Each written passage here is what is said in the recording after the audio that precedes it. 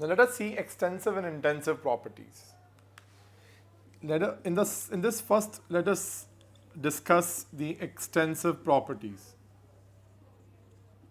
See, the extensive properties are those properties which depends on the amount of the substance. So they depends on amount of substance. They doesn't depend on the nature of the substance and are independent of the nature. And these properties includes mass, volume, enthalpy, we can take even entropy, free energy. These all are your extensive properties. Now let us discuss intensive properties. Intensive properties are those properties which depends on the nature of the substance. So they depends on the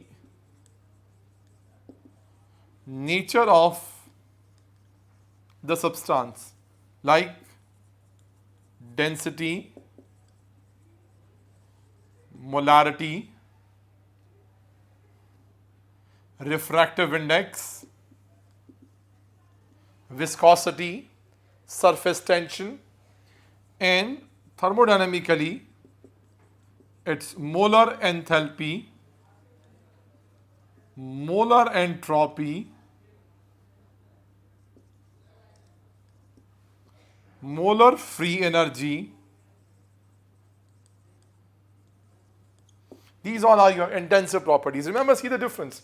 Here enthalpy, entropy, free energies are extensive, but the moment they are taken per mole of a substance, which are called molar enthalpies or molar entropies or molar free energies, they become what? Intensive properties. Another interesting thing is combination of any two extensive properties is always intensive. Let me give an example of this. Like we can have like molarity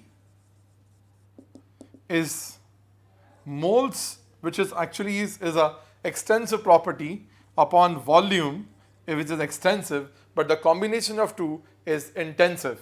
Similarly, density is mass upon volume.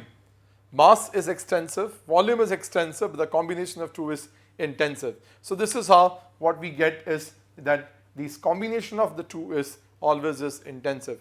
Similarly, we can also have like you can take the example of enthalpy, which is internal energy, plus we have a P delta V. So the combination of two here also becomes intensive.